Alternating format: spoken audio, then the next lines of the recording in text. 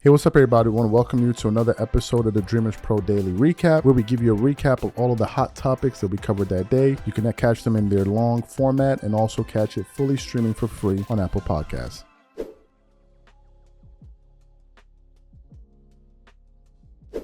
Looks like we have another update for you guys this morning. So I woke up this morning and I went to my Instagram account where I usually get some news because I follow various accounts. And I see a post from the account Basketball Forever that was centered on Bronny James in a game that he recently played in the G-League where he didn't perform well.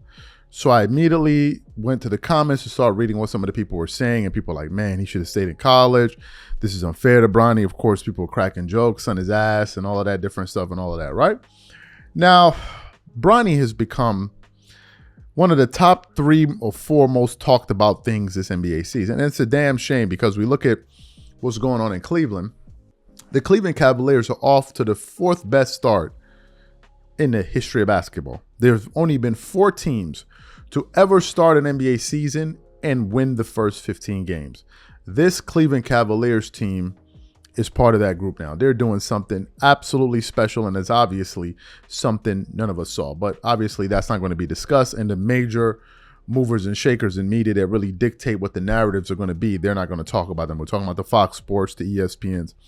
These guys are definitely not going to talk about them, but they're going to talk about Bronny.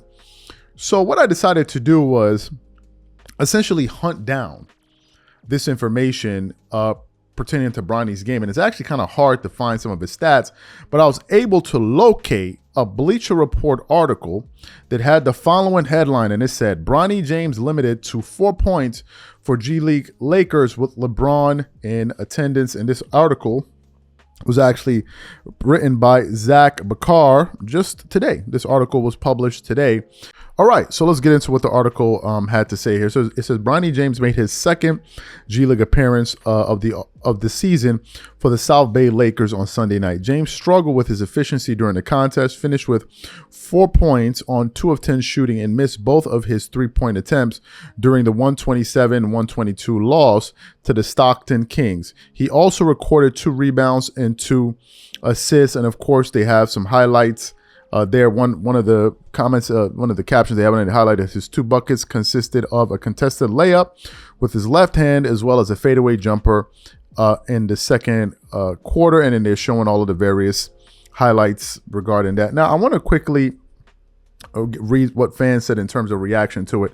It says fans reacted to Bronny's performance on Sunday. One person said, "Nice drive through contact for Bronny for his first basket, 1 of 5 start." Another person said, "Tough shot for Bronny, like your pops out there. Look like your pops out there." Okay. Another person said, "Bronny with the tough bucket." There's only 2, so I don't know what he's talking about. Another person said, "Great block by Bronny there." And then it said, "Bronny with the block, Bronny with the fadeaway, Bronny fadeaway good. Nice move, Bronny." So essentially, these are all LeBron fans. So what I decided to do was I actually wanted to look up Bronny's stats this season for his G-League, for the G-League. So Bronny has played thus far in 2 G-League games, all right? In the 2 games he's played, he's averaging 28.5 minutes. He's averaging 5 points per game. He's shooting 21% from the field, 21.1% from the field. He's shooting 0% from the 3 while attempting 3 3-pointers a game. He's shooting, this looks like 100% from the free throw line. I don't know how he's attempted half of a free throw attempts per game. He's getting you 2 rebounds, 2.5 rebounds, 3 assists, 3 turnovers, so, and 1 steal and 1 block. So if you look at these numbers here, he's just an overall net negative. His plus minus in the 2 games overall is -4, and it's easy to do that when you're not shooting well from the field and you're giving away more. You're giving the ball up more than you are assisting the ball. So what are my thoughts on this? Well, I think the verdict is pretty much out at this point that Bronny isn't really any good. At least thus far. He doesn't seem to be any good, which is one of the reasons why it is absolutely confounding that the Lakers have decided that the best thing to do with a player who's not good is play him as little as possible. You guys know of the controversial decision that came down just about a few days ago, centered on the news that Bronny is not going to be traveling with his team. Unreal. We did a show about Shannon Sharp, who's a staunch LeBron James zealot and supporter. He was basically unhappy with that decision. He said, how is he supposed to get better when you're limiting the amount of games that he plays? He said, conventional wisdom will tell you if you want him to get better, you would play more, but that doesn't seem to work. And it seems to be the issues that I don't know. They are adverse to him traveling on the road. Maybe they're worried of security issues. I doubt. Maybe they don't want him to fly commercially. Maybe they don't want him to stay at the hotels that the team can afford. I don't know what it is, but what's interesting is that he doesn't travel with his G-League team on the road, but he travels with the NBA team on the road, which is very, very weird. And then when he does travel, he plays no minutes. He plays none. He usually plays garbage minutes, which sometimes can be 2 minutes or anywhere from 2 to 6 minutes per game. What that's accomplishing, no one knows. Now, it would be one thing if you're looking at Bronny, you're like, well, Bronny's a good player. He's just not getting any minutes, because there's some players like that. There's some players that are actually good players. They just don't get any minutes on a particular rotation, right? And then when they're given an opportunity, they go out there and ball. Like, they go out there and ball. I'll give you guys some examples of players that I'm talking about who actually just don't get minutes, but when they do get minutes, they play well. An example of that is Amir Coffey for the Clippers. He's not a starting lineup. He's rarely on the rotation. But given the fact that Kawhi Leonard has been out of the lineup and he's no longer playing, when you play him, he actually plays well, and I believe he's starting. So they're players that are actually good, but they're not getting the opportunities. And then the players that are not good and they need to develop, like Bronny, and because if Bronny was, for instance, good, then you would see that translate in the G League. But the other players playing better than him, so them deciding to not play him at all, or not play him on the road, makes no sense. It makes no sense. And we're going to cover this story honestly, because big media just seems to be twerking it up. Like, for instance, there's a game winner, or a series of, game winner that LeBron hit, and LeBron is going up the court doing his normal celebration, and then Bronny walks up and they clip that and post it on ESPN. Like, that is nonsense. You're making that that's nonsense, right? That's nonsense. LeBron is an excellent player, and then you're bringing Bronny. If it was another player, would you post a clip like that? No. So why are you posting it now? It's nonsense. Now, I know a lot of people are going to be hollering and screaming in the comment section. Jumpman23 did the fake Jordan brand account on YouTube. He probably already dropped the comment 20 seconds into the video. But let's get into it here. So we were just looking for content to produce. And I was like, hey, Mitch, man, let me know if you see anything interesting out there. And then what does Mitch do? He sends me pretty much a gold mine, right? And he sends me an article from the website basketballnetwork.net. Folks, this one is a bombshell. I don't even know how it escaped our radar, because it was published actually on November 15th. I don't know how the hell we missed it, but we missed it. Now, let me give you guys a quick backdrop before we get into what the article had to say. As you guys know, we're currently living in the cupcake era. All right, the cupcake era. You walk into an arena, they hand you cupcakes, right? It just is what it is. Players today are dropping like flies while making the most money ever, and then you have people running up there, hollering, screaming, twerking it up all over the internet. I mean, man, these are the most advanced players we ever seen. They're the most advanced players we ever seen. They're the fastest. They're the quickest. Meanwhile, they dropping like flies. They're the fastest. How? We can't prove it. They're the most athletic. How? We can't prove it. They're the most skilled. How? We can't prove it. They just pick something that they like and be like, oh man, this is the best that we've ever seen. Nevertheless, this is the cupcake era, no questions about it. And about 2 years ago, we were actually hearing conversation of some of these cupcakes hollering and screaming and talking about, man, the season is too long. The season is too long. They were even discussing this on ESPN. This is when JJ Redick was there. And then they were like, man, we just have to come to a resolution because the season is too long. Excuse me. And we got to find a way to really address this issue. And it's a pressing issue. And they were like, well, okay, well, if the season's too long, lower the games. You know, because you lower the games. They're like, well, if we lower the games, that means we lower the revenue. So we have to think about it a little bit more. So players are complaining about the season being too long, right? But they don't want to lower the games, because if you lower the games, you lower the revenue, you lower their salaries. So what they want to do is complain about the season, play less games, but then get paid for the 82-game season. So what happened? This article that we discovered today is essentially of some comments that Michael Jordan made. Yes, Michael Jordan, the GOAT himself, made that was centered on some complaining and whining from LeBron James and Dirk Nowitzki about the NBA needing to shorten the season. And Jordan was just like, you dudes is Charmin soft. Okay, so let's get into this article here. It continues on. In the 2014 preseason, the NBA experimented with a 44-minute game comprised of 11-minute quarters.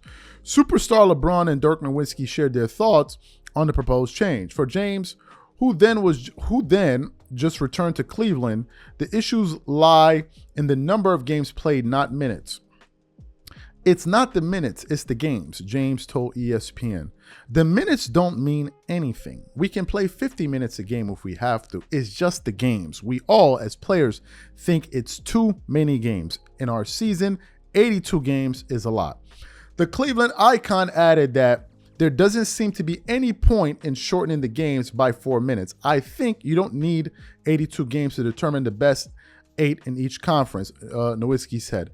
That could be done a lot quicker. While he prefers the season to be cut from 82 games to the mid-60s, the German wasn't too hopeful his wish would come true, especially since fewer games means less money. Love for the game. Basketball legend Michael Jordan shared his thoughts on the matter as a former player and a businessman. Reminiscing on his glory days with the Chicago Bulls, MJ claimed he never saw the number of games per season as a problem. I love both of those guys, but as an owner who played the game, I loved playing, Jordan said. If I wasn't playing 82 games, I still would be playing somewhere else because that's the love for the game I had. As a player, I never thought 82 games was an issue.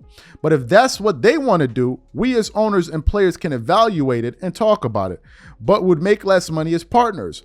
Are they ready to give up money to play fewer games? That's the question, because you can't make the same amount of money of playing fewer games, MJ said, who was then the owner of the Charlotte Hornets.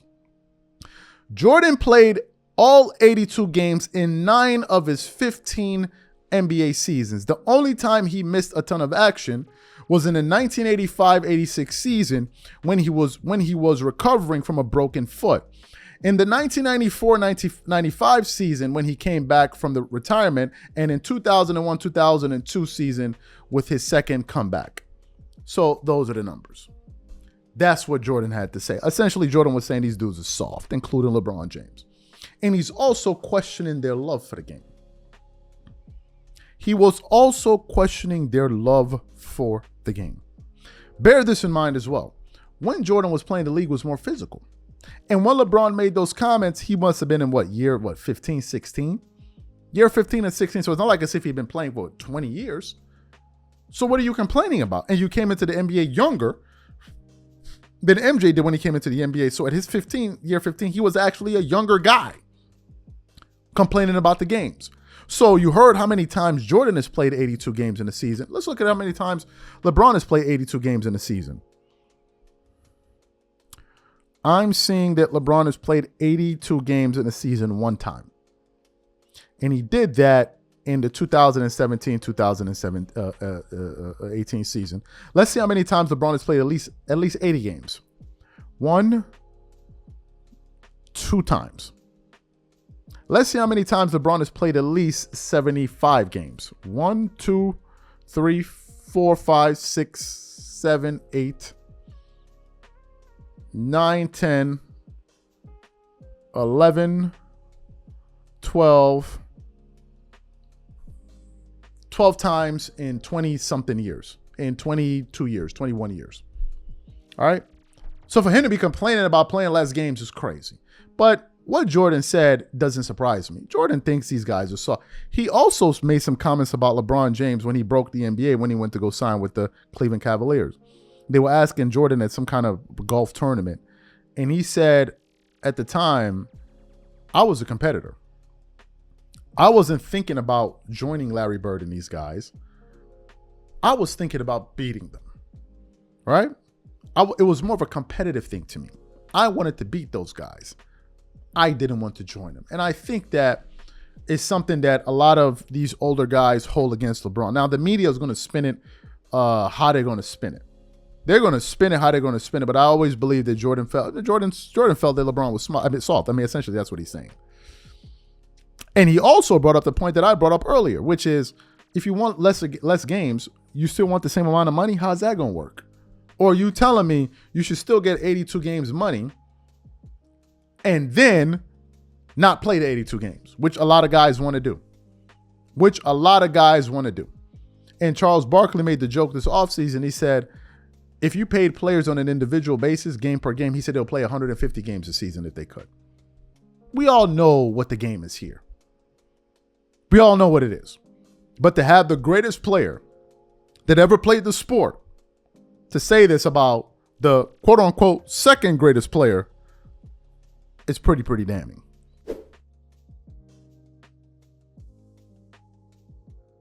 About 4 or 5 days ago, right? About 4 or 5 days ago, Brian Windhorst made headlines because of some things that he had to say about Bronny James. We published a video about this 4 or 5 days ago.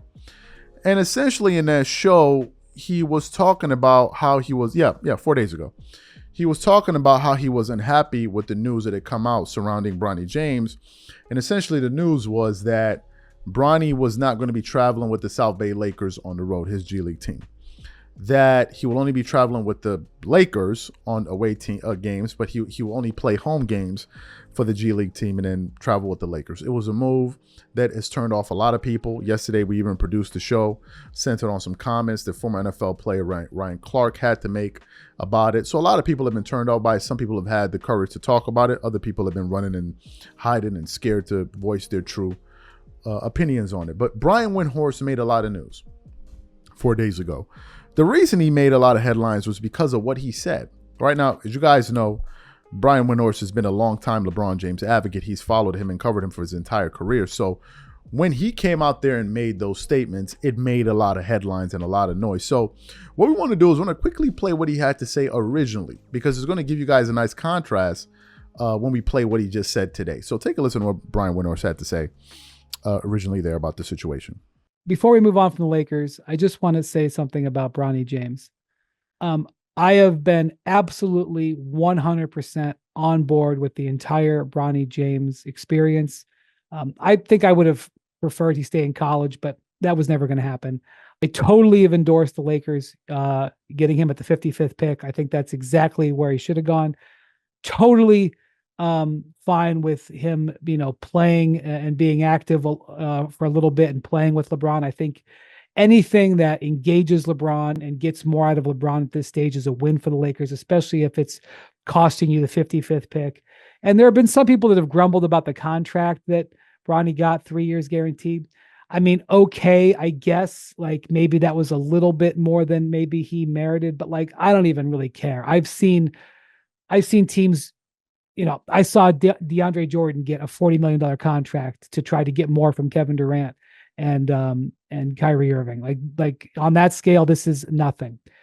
But I'm gonna apply the brakes on my everything's fine on the Bronny front with this thing that's now happening, which is that from my understanding, he's only going to play in the South Bay Lakers home games. That he's only going to kind of be a part-time G-League player, and he's not getting on United Airlines and going to fly and go see these other playing these road games. Now, because honestly, like I know he was getting so much special treatment and nepotism. That's fine. Honestly, I don't care. Like I said, it's normal. Now I think it's actually detrimental to him. I don't like that. I don't know whose idea it was. Obviously, the Lakers are fine with it. They're doing it. I've now, on this particular instance, I think that's gone too far, and I don't think that benefits Bronny. I don't think it benefits the South Bay Lakers, and I don't think it benefits LeBron at that point. I think it'd be much better if Bronny was a more developed player by February or March by playing in G-League road games. I don't know if you feel the same way, but that's the way I feel on this topic. So you heard his comments. So what happened? This morning, I was just combing through the internet, and I came across a soundbite of Brian Windhorst on the Dan Patrick Show. And he had a 17-minute talk with him. And one of the things he decided to talk about was what he said about Bronny James. And he even titled the video, Brian Windhorst Clarifies Bronny Comments. So what we want to do is want to play for you the complete reversal of Brian Windhorst on his views now versus what he said before. Take a listen to what he just had to say here on the Dan Patrick Show. Take a listen to that there. Windy, I mentioned your report. It wasn't a report, felt like an opinion on Bronny, but you know how it works. You say something, then all of a sudden people make it a report. And it felt like Bronny was maybe being a diva, the way it was presented, that he's not flying, not getting on an airplane. So I wanted to be fair because I was critical of the report, or your opinion, I should say. So I wanted to have you on just so we can maybe better understand what is it that Bronny is doing in the G-League and what happens when his team is on the road. Yeah, I know we're in this era where you can go on as you know, Dan, you can say something for, 3 minutes, 2 minutes, and then one paragraph gets pulled out and it's like you lose all the context. That's reality. What I said, and I'll say again, was that I am totally on board with the whole Bronny James thing with the Lakers. I think it was a smart move to draft him. I think it was a great move to bring him around the team because the 55th pick in the draft hits a single-digit percentage of the time. And if the Lakers can use the 55th pick on Bronny James and get a more engaged LeBron this year, I don't care if it's a single-digit percentage more engaged LeBron. It's a good investment. And so I've been totally on board with it. And also, it is not unusual for NBA roster players, and Bronny is an NBA roster player. He's not a two-way player. This is a little bit of splitting of hairs, especially if you're a casual NBA fan. You don't really care that much about it. But there's a difference between a two-way contract where you're basically signed to spend a lot of your time, if not most of your time, in the G League, and you don't even get paid a full NBA salary, versus being a roster player where you get a full NBA salary no matter what, which Bronny is a full roster player. It is not unusual for full roster players to go down and only play home games for their teams, especially when their teams are so close to the parent club, which in a lot of cases is either in the city or within a very short drive. So in and of itself, it is not special treatment, which is what it sounded like if you only read the tweet. It sounded like that. That's not what I was saying. What I was saying was, I think it would be better for Bronny to go spend a bunch of time in the G League. And that this is the first thing, in my opinion, that it is a misstep with Bronny. And not only that, the South Bay Lakers, the Lakers G League team, which plays, I'm in Los Angeles right now, they just play, 15 miles from Crypto. They have a great history of producing guys who go play with them. They actually have a great development history. We're talking about Alex Caruso, Talen Horton-Tucker, Austin Reeves, Scottie Pippen Jr., who's playing huge minutes right now for the Memphis Grizzlies, was a guy who spent a bunch of time with the South Bay Lakers. Jay Huff also playing with the Grizzlies. And so I was just offering an opinion that Bronny should go play there and that should be what happened. I know you take out one paragraph of what I just said, and I said, I don't know if they don't want him to get on an airline, if that's an issue. And also, here's something else. I never said, nor is it true, that this was being asked for by Bronny James or LeBron James. This is the Lakers' organizational decision. And I never said differently. But again, if you only hear a paragraph, if you only read a paragraph, and I understand that social media in a lot of ways programs our world. But that's what I said then. That's what I say now. And I don't change my opinion on that.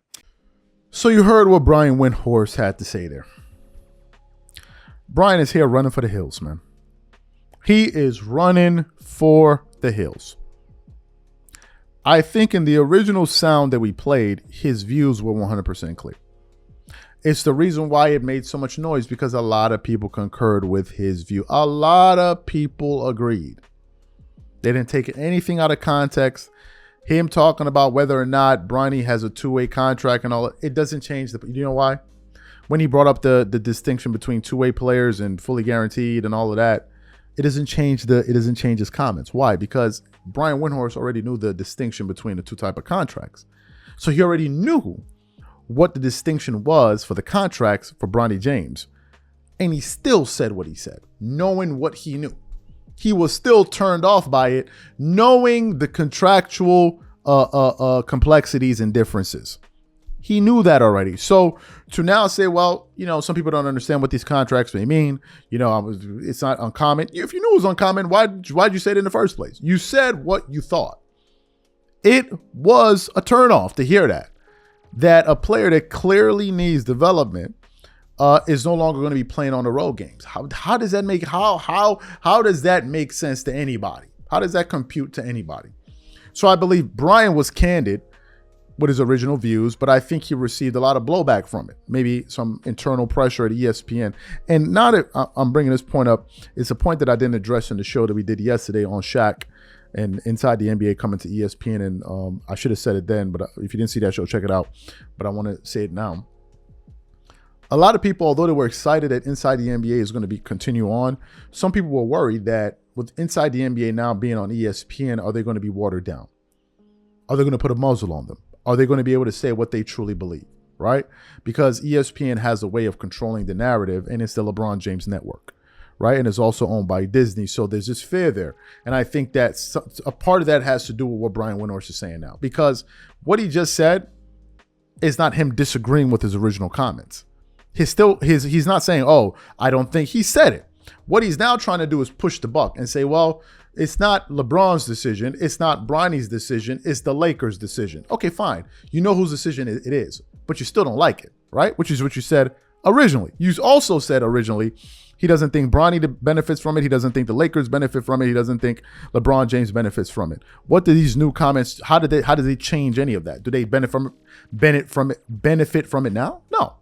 He's just running and hiding, running for the hills. I think he should just stuck to his original comments and just said, this is what I said.